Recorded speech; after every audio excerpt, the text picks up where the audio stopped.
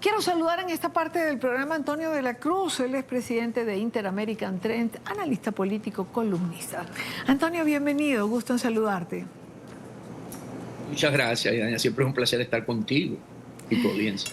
A ver, ¿puede lo ocurrido con la Unión Europea influenciar en otras delegaciones o en otros países para que desistan de acompañar el proceso electoral en territorio? Sí tiene un efecto colateral porque significa que los observadores de los que estaban supuestos a ir a Venezuela con mayor credenciales para una buena observación, recordemos que estuvieron presentes en las elecciones regionales e hicieron un excelente reporte, no los invitaron. Sin embargo, ¿a qué se debe esto? Esto se debe a que el régimen de Maduro tiene que empezar a montar muy bien la narrativa de la abstención de los votantes. Esa diferencia, esa brecha que no puede superar de los 30, 40 puntos entre el Mundo González Urrutia y Maduro, tienen que empezar a ver cómo la gente empieza a suponer de que no vale la pena votar y entonces porque ellos se van a robar las elecciones. Porque el mensaje detrás de esto, que si no hay observadores, el gobierno o el régimen se las robará. Para precisamente entonces yo decir, ¿para qué voy a ir? Y yo creo que este es un mensaje que no va a calar en ese deseo de cambio que hoy tienen los venezolanos. Porque la mayor observación ese día va a ser el pueblo venezolano. Como lo hizo espontáneamente en su primaria. Montaron mesas de planchar para poner unas cajas. Entonces es un pueblo que está decidido a cambiar. Y el quien no está leyendo esta señal bien es el régimen de Maduro. Cree que con hacer esto, y en este sentido podemos ver las delegaciones que iban a ir supuestamente de Colombia y Brasil, que decidieron quedarse. Pero ahí podemos ver un medio vaso vacío y un medio vaso lleno. Medio vaso vacío es que están permitiendo que la narrativa de que ellos están dispuestos a arrebatar el régimen, ellos no quieren estar presentes porque genera un compromiso. Claro. Y el medio vaso lleno es que estando fuera pueden tener opinión, porque precisamente todos estos países que iban a estar representados en Venezuela tienen embajadas allá y que van a recoger la información y van a estar al tanto de lo que está pasando. Entonces la información a los gobiernos les va a llegar. Lo único es que no pueden emitir un informe que tiene impacto internacionalmente. Sin embargo, ellos van a estar enterados de lo que está ocurriendo en Venezuela y de lo que pasó en Venezuela. Te voy a dar un solo dato. Cuando hicimos la primaria aquí en Washington para la elección de la oposición de su candidato, la embajada, bueno, aquí no es la embajada, el Departamento de Estado mandó observador al colegio y le preguntamos y me dijo, no, toda nuestra embajada está movilizada para ver, porque ellos querían ver ese resultado si iba a ser cierto. O sea, las embajadas se activan en ese sentido y mandan sus propios observadores de manera discreta. Entonces, yo creo que aquí no podemos generar el discurso del miedo, que es lo que está usando Maduro en este momento, porque se ganó y ellos lo saben. Ellos saben que están derrotados y por lo tanto lo que están haciendo es básicamente los últimos esfuerzos para ver si pueden cerrar la brecha entre el Mundo González y Maduro. Claro, coincido contigo. Generar el temor. Si no hay observación, nos robamos las elecciones. Generar el miedo, que es lo único que les queda. Pero fíjate otra cosa, Antonio. Hay diferentes personalidades de distintos países que me han dicho, vamos a ir a acompañar el acto electoral de los venezolanos. Vamos a acompañar a María Corina, Edmundo González. No voy a decir quiénes son, porque no voy a entorpecer lo que están haciendo, que no lo conozco. Pero sé que esos son los planes de ir. Y te puedo decir que hay en Colombia y hay en México. Y están trabajando sobre ello. Es cierto. Entonces, ¿qué es lo que indica esto? que la opinión pública internacional va a tener una voz. Porque, ¿qué es lo que le queda al régimen? El régimen o logra que la abstención por parte motivada individualmente cierre esa brecha de 20, 30 puntos a unos 10, 12 puntos y poder buscar cómo poder acercarse cada vez más para poder ser competitivo en términos de un mega fraude o hacer un fraude. Y en ese sentido poder justificar que por la abstención que te digan una participación del 53%, entonces tú dices, ok, aquí Maduro se hizo competitivo y al no salir, las fuerzas democráticas que quieren un cambio, entonces le volvieron a dar el triunfo a Maduro. Entonces, eso es lo que ellos andan buscando, porque esa noche ellos están viendo el escenario del fraude electoral, porque no tienen otra manera de poder ganar esta elección. Ellos saben que no tienen cómo ganarla, porque además los otros escenarios se les han ido yendo de la mano. Por ejemplo, el de la suspensión pareciera que se le fue de la mano. ¿En qué sentido? En que el falso positivo contra Guyana salieron la semana pasada la general del Comando Sur, Anthony Blinken, secretario de Estado, y el mismo CARICOM diciéndole a Maduro, nosotros respaldamos a Guyana, como que mandarle un mensaje a Padrino López, ministro de la Defensa, y al alto mando militar, no se metan por ese camino, porque nosotros vamos a respaldar a Guyana. Entonces parece que ese escenario ha perdido en este momento porcentaje de éxito.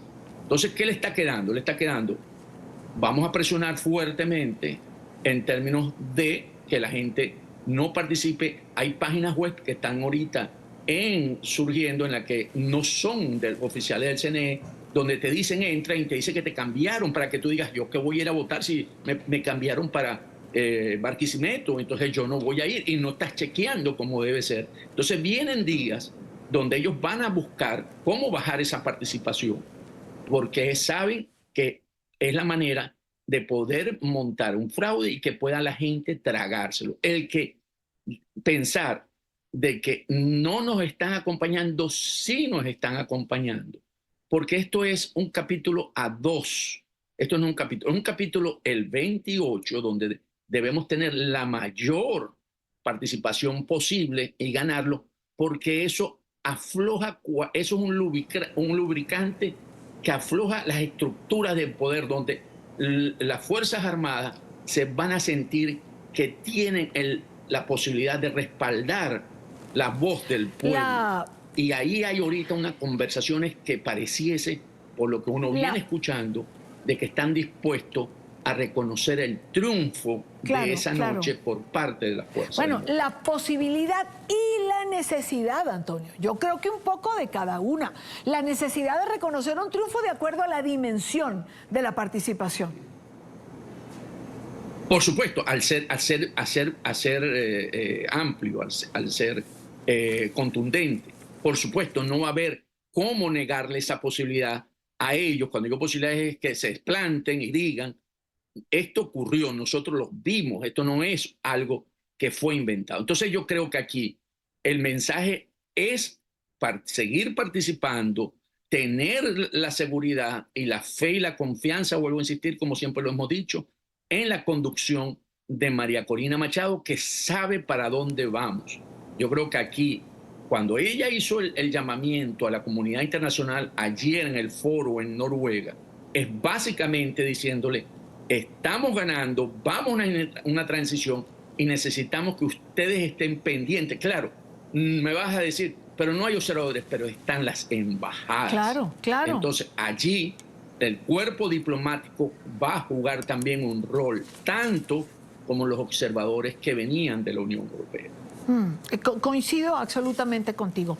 Tú mencionabas algo que mencionó María Corina también el día de hoy, y lo dijo así como advertencia: no se equivoquen, que igual este proceso va a ser observado por los venezolanos en cada rincón del país.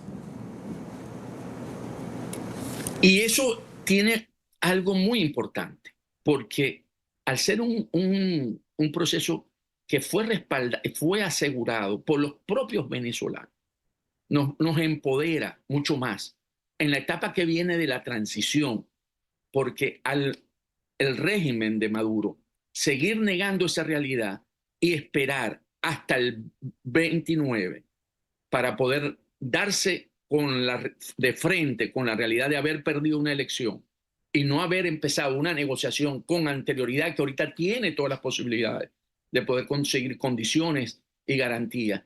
Después del 29, sus condiciones de garantía van a ser mucho menores, porque precisamente es un proceso observado por venezolanos, donde los venezolanos salen empoderados, donde va a ser difícil que puedan hacerse algunas concesiones que ellos quieran después de ese día.